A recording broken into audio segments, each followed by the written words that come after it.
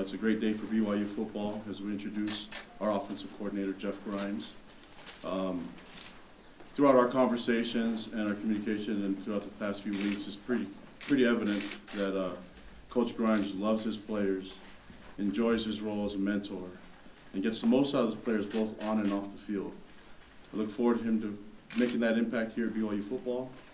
He brings with him 25 years of solid experience in the coaching profession, many of those years in the highest level of college football, and really excited about the direction of our offense, and look forward to you guys getting to know him better as I introduce our offensive coordinator at BYU, Jeff Grimes.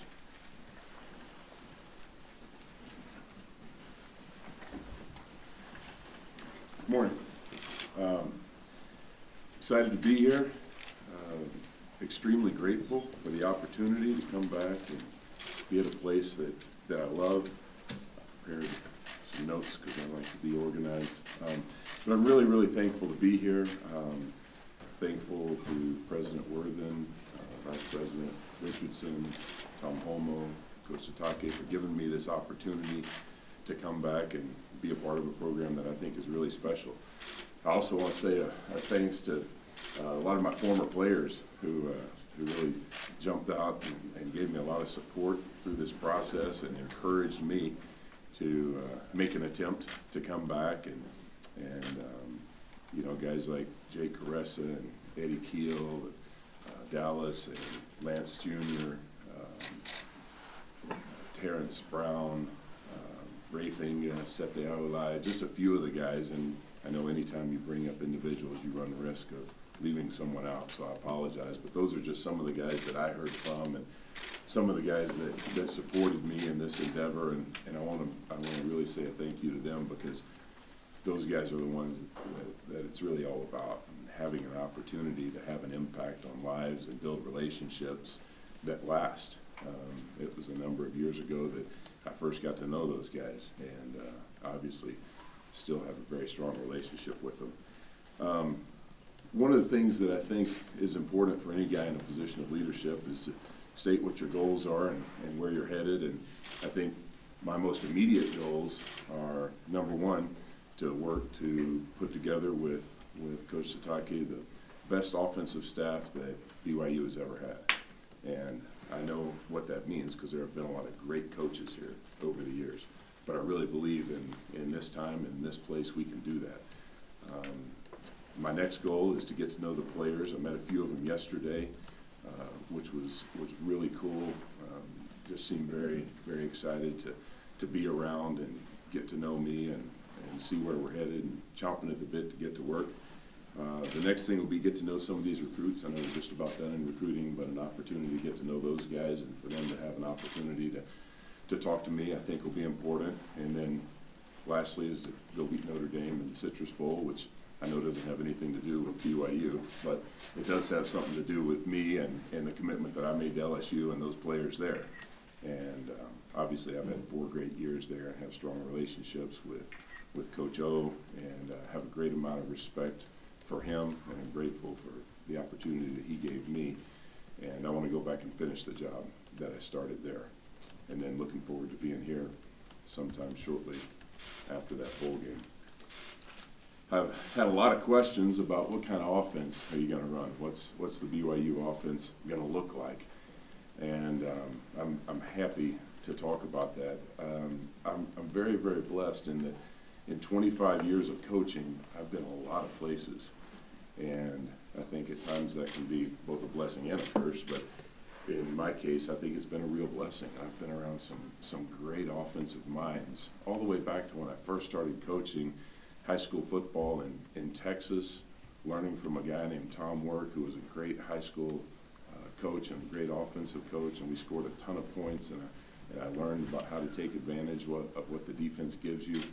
Working for guys like Dirk Cutter and Gus Malzahn and Matt Canada this last year, some of the guys who I think are some of the best offensive minds in the entire country, has given me a great breadth of experience. And I think the width of experience that I've been able to gain over all these years gives me a broad knowledge base that will allow me to put together the best system for BYU right now. think that's the most important thing. When you look at building an offense, I think the first thing you want to do is build the culture. You want to build the mindset that's right, because there are a lot of different ways to move the football and score points.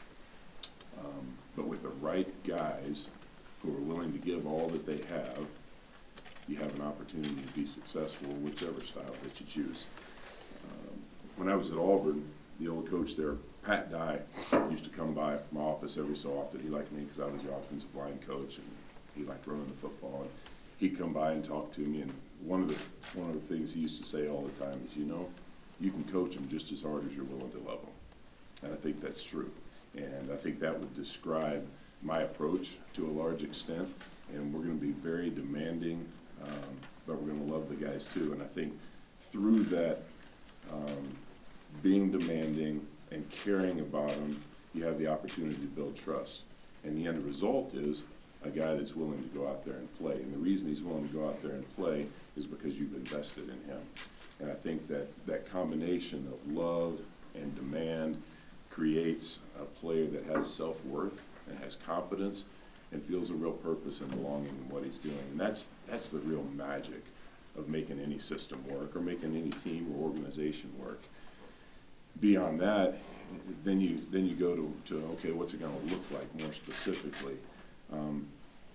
I think it's really, really important that you build an offense around the skill set that you have, and I think you can look at that in two ways. One, what's it going to look like long term? What type of players do you have here that will allow you to have success for a long period of time? And then who do you have right now, this year, that's going to allow you to win this season? And I think we'll combine both of those things. It'll look I think like a lot of the different things that I've done.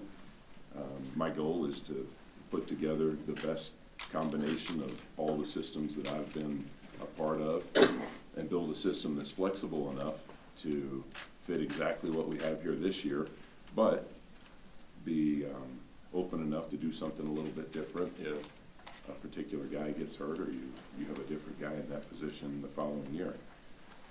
I believe in being creative and giving the defense a lot to look at, diversionary tactics such as shifts and motions, and forcing the defense to defend a variety of things, whether you're talking about the tempo at which you snap the ball, the way you line up, the personnel groups that you have on the field.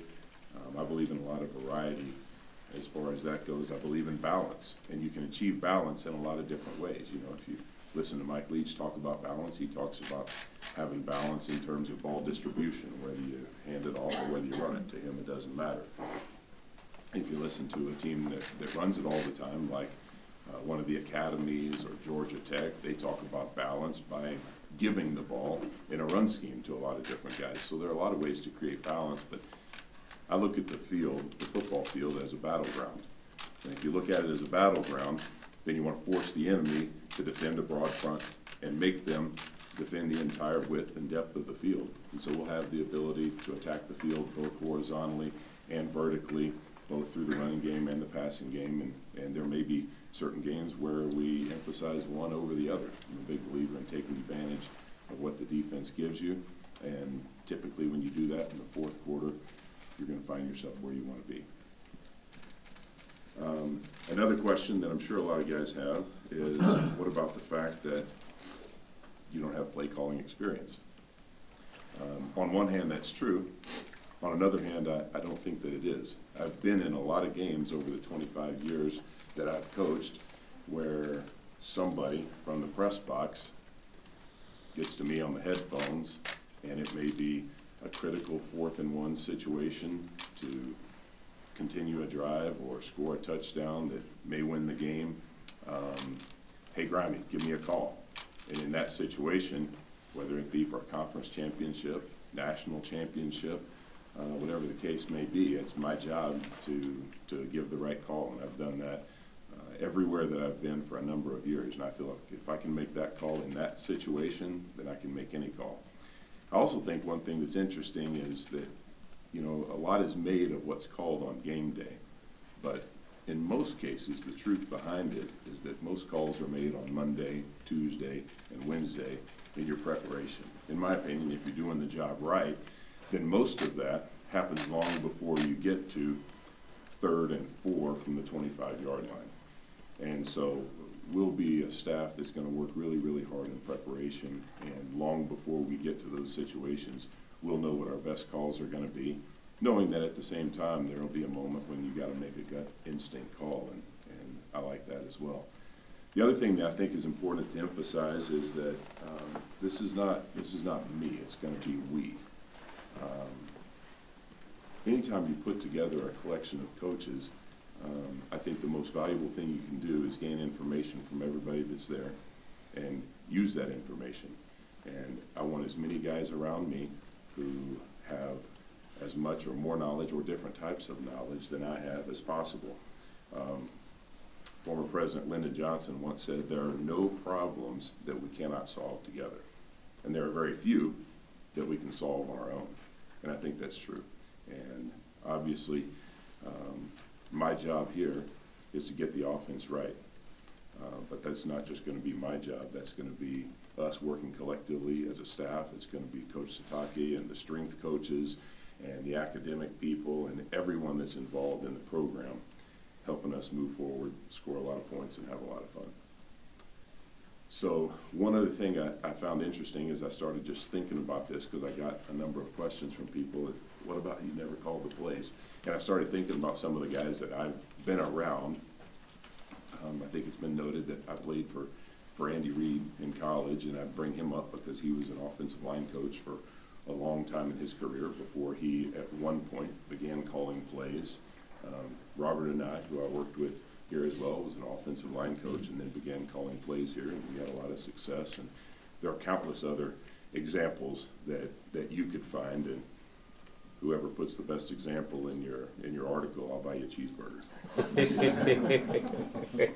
So, with that, I'm open to questions. Go ahead, Pat. Pat Canan from Tornado Zone, Forks Up. Have you made any decisions on staff? No, and we're really not under any definite time frame on that. Obviously, Connie and I have been talking about it a lot, but we're going to take our time and get the right guys here. Darnell Dixon and David Herald, you mentioned in the article in the Advocate that you had a couple of other opportunities to be offensive coordinator at various times in your career, and timing just wasn't right. What about this situation led you to believe the timing was right to take that opportunity? Well, number one, it was right for my family, the right timing for them. My daughter's a senior, and when we moved to Louisiana, it was her 7th state in 13 years. And she had the ability to go to the same high school all 4 years, and that was really cool. And the fact that she'll be graduating this year kind of helps. I think the timing was right for me to do this, and I really think the knowledge that I've gained the past few years at LSU, being in the position to design a lot of the game plan, both with Matt this year, with Steve Insminger the year before, with Cam Cameron before that. I think the knowledge I gained there really added to the knowledge base I had prior, and so I think that's another part of the timing. And I think the timing is right for BYU to have a guy like me in this position. Kareem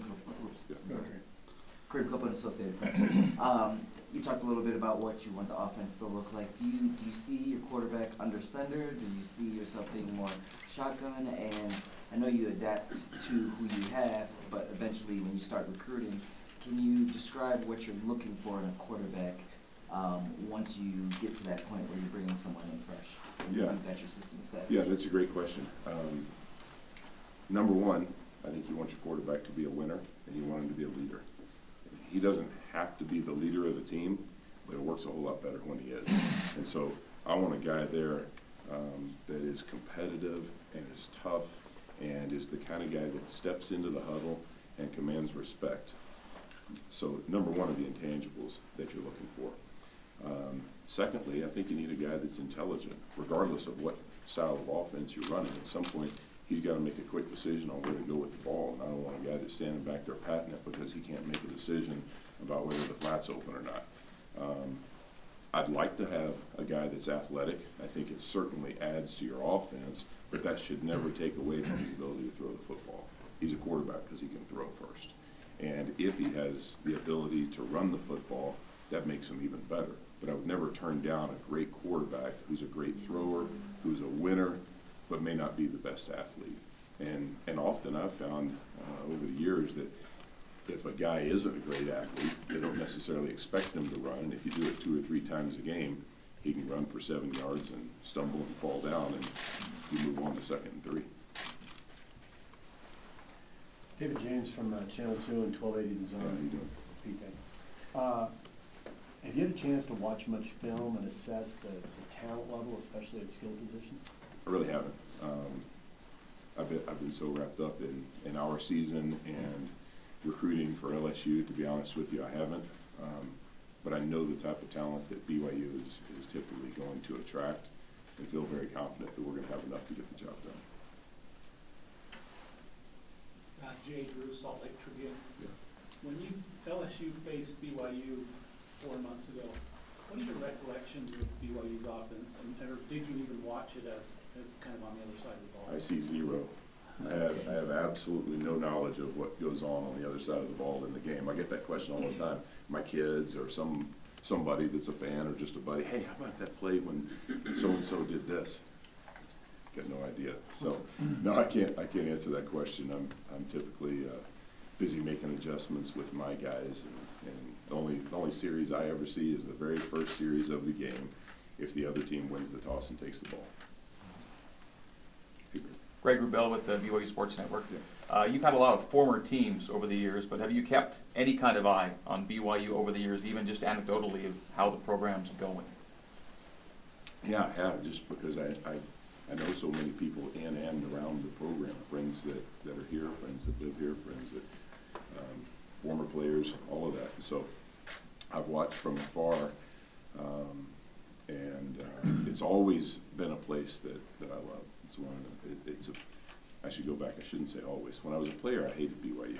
I played at UTEP in the old WAC, and BYU was the only team that we could never beat. And so I hated them because they were so good. But since my time coaching here, I've loved BYU and just had such positive memories. And so I've, from afar, shared joy in the victories and disappointment in the losses. But any more specifically than that, you know, we're so busy during the season with our responsibilities. Hadn't had a chance to see a whole lot. Yeah, it's Olson 1280. Got pretty much the whole 1280 crew here, so it's nice. I feel privileged.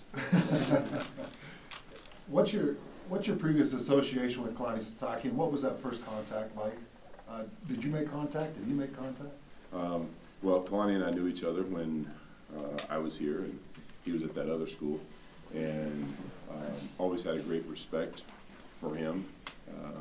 Talked to some of the other guys that were on the staff about him over the years, and just an unbelievable amount of respect for him as a person and as a coach. And so that was something that made this intriguing for me, even beyond the fact that it was a place that I'd really like to be. I did not reach out. I'm not going to say there haven't been times in my career that I have promoted myself for certain jobs, because this was not one. I didn't have to. There were a number of people that reached out to him on my behalf, and I'm old school in that I believe you should do things a certain way. And so when someone asked me if it would be okay to talk with Coach Sitake, I said, yeah, but he needs to talk with Coach O first, and I'm sure that's something that he was planning on doing anyway. And so once he had done that, we were both going different directions in recruiting, and it took a little bit longer than either one of us wanted, I think, to finally hook up.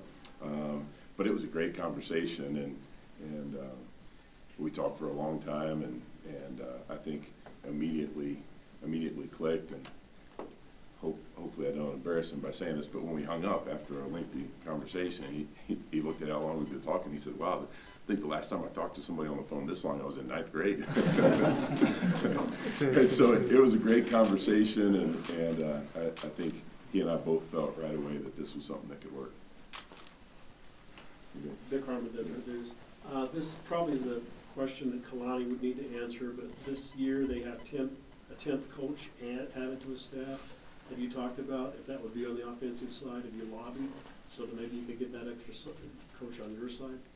A good coach is always recruiting for the opportunity to make his side of the ball better. And you're right in your first assumption. That's a question for Coach Sataki. Jared Lloyd, Daily Herald. Your experience here before, does that give you a greater understanding of the challenges that are unique to BYU as opposed to the many other places that you've been with the honor code, the missionary factor, all of those different things coming in now as the offensive coordinator? It certainly gives me more knowledge of the situation.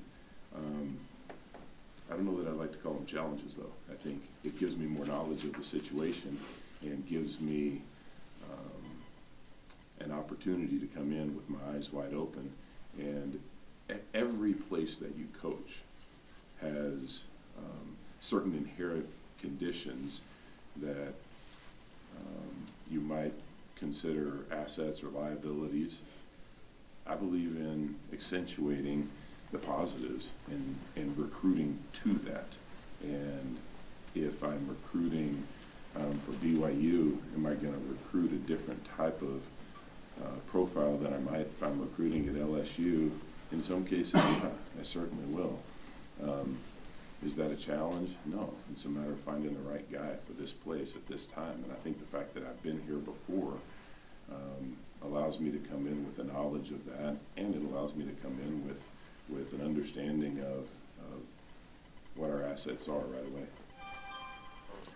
In 2005, your second season here, it was Robert's first year as play caller. Mm-hmm. From that BC game, the opener through the end of the year, what's your perspective on how he developed as a play caller, going from O-line to play calling, kind of game one, learning on the fly kind of thing? Do you have any recollections of how that season went with him, doing it for the first time? Yeah, I certainly do. I guess what I'm thinking about is the evolution of him and us as a staff recognizing how to build a system that year around the skill sets that we had, rather than him as a play caller. I honestly don't know that I saw any difference in how he called plays. He may have called different types of plays as the season went on, but I think that was more a reflection of us as a staff recognizing that, okay, here are our strengths, and let's work around those strengths a little bit more. And if you remember that year, we kind of shifted gears a little bit, particularly after the San Diego State game, and moved towards one that I think fit a little bit more of what we had at the time, and was a little bit more of that, and maybe a little bit less of what it had looked like at Texas Tech for him. But I didn't feel like he ever had any trouble calling plays, and I didn't feel like there was a difference in how he went about doing that. I think there was a difference in the type of plays that we called, because there was an epiphany for us in recognizing how we were going to win games on offense. Great. Yeah. Sometimes offensive coordinators will have a position responsibility, at least to a degree. Do you anticipate doing that with the offensive line, or we have a specific offensive line coach? I'm not sure yet. We're still working through all of those things, and I think there are a lot of different ways this thing can go. Speaking of staff, do you have a feel? I know you guys haven't gotten all the way into it, but do you have a feel of, you've got a group of guys in mind that you'd like to bring along? Do you feel that there might be an opportunity to keep some guys that are previous here? How do you, I guess I know you haven't gone through it, but do you have a feel of how you'll build out that staff? We've been talking about a lot of possibilities, and only time will tell which direction that we choose to go. Call Desert News. Have you met with the players here yet? And if so, what message do you have for them? No, I haven't met with them. I saw a few and met a few yesterday when I walked in, and it was really cool. There was really a neat vibe when I met those guys. I mean, they were very excited to meet me, and I saw a light in their eye about football, and hey, what are we going to do? And I'm so glad to be here and meet you, and I felt the same way.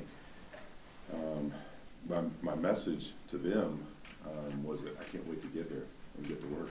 There were 5 or 6 guys in Kalani's office yesterday, and we were talking, and they said, well, when are you going to be here? And I said, well, I'm just going to be here until tomorrow, and then I'll be back after the bowl game. And they said, man, I really want to get to work. Let's go outside and get a little walkthrough in right now. They were game, but no, I'm looking forward to that. That's as I said in my introduction, it's about the players. It's not about the coaches. And I loved the players that I had while I was here, and the fact that here this many years later, I still have relationships with a lot of those guys.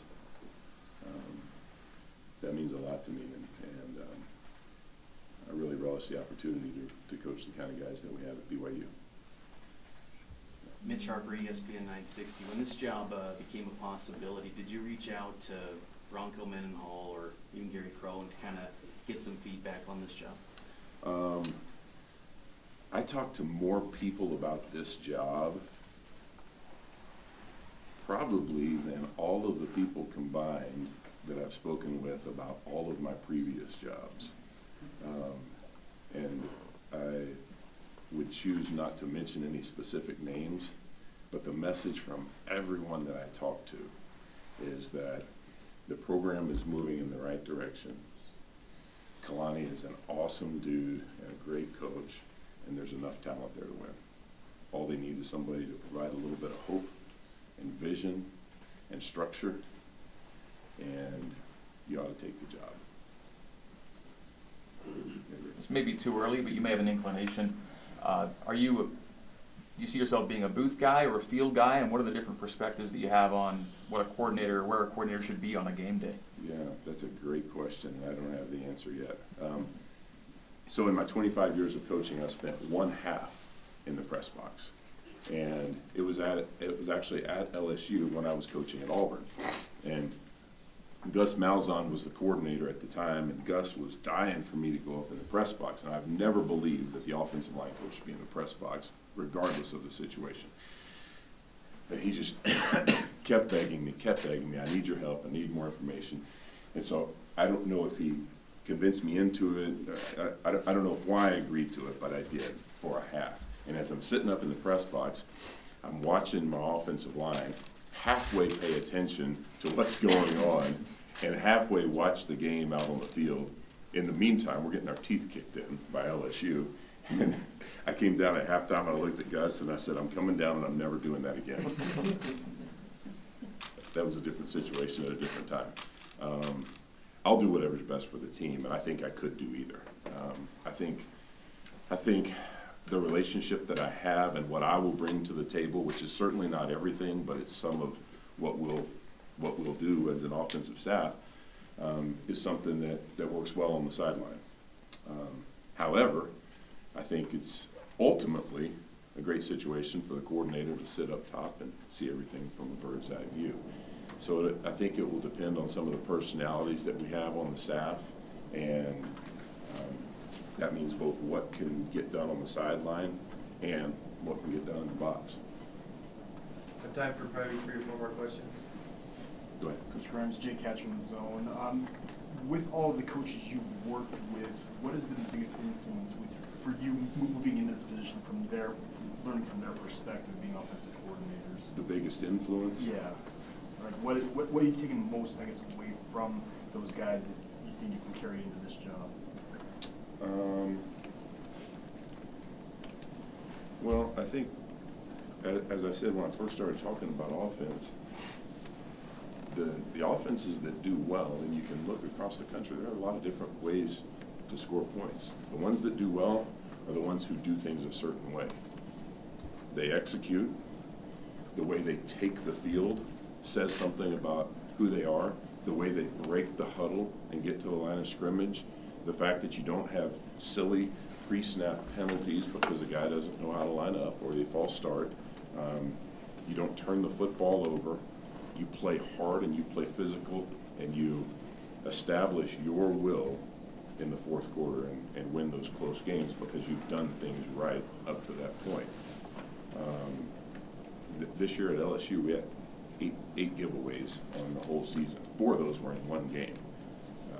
I think we either led the nation or tied for the fewest in the country or whatever. And we didn't do anything magical.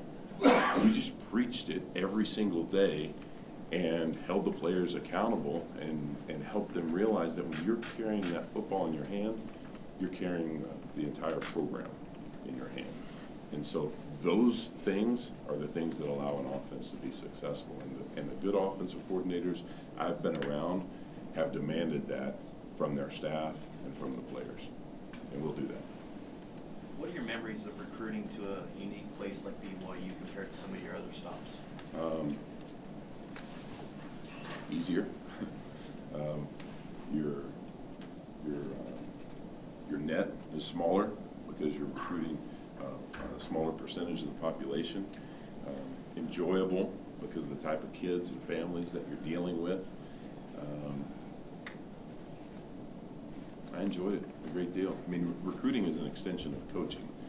You're just beginning to build a relationship with the guys you're going to coach a year or nowadays 2 or 3 years prior to that. And so the reason that I enjoy recruiting here is the same reason that I enjoy coaching here. And I'll be honest with you, recruiting for 8 of the past 9 years in the SEC will be an asset. It will help me because I've learned how to recruit in the most competitive of environments. Last question, Jeremiah. Jeremiah Jensen, KSL. Yeah, Jeremiah. With the offensive tradition here, sometimes fair or unfair is creating high expectations.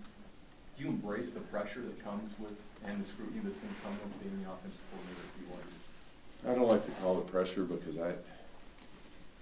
you know when I feel pressure? I feel pressure when I'm watching my daughter play volleyball. I feel pressure when I'm watching my son play his 6th grade football game, or my 9th grade son Garrison play lacrosse, or even my little one Jada play basketball. I get nervous watching them play. In regards to my position, people ask me all the time, hey, were you nervous in the game today? But I'm too busy to be nervous. And we're going to be too busy building a great offense to worry about pressure or influences from the outside. Now I realize that there are a lot of people that have a lot at stake here, and that I recognize. The responsibility to Cougar Nation, to the BYU family, to the administration, and the other coaches here, I recognize that responsibility and will do everything in my power to live up to the responsibility of the job. But no one will put any more pressure on me or the offensive staff than we'll put on ourselves. Thank you, Coach. We got it. Hey guys, thanks for coming. Look forward to working with you.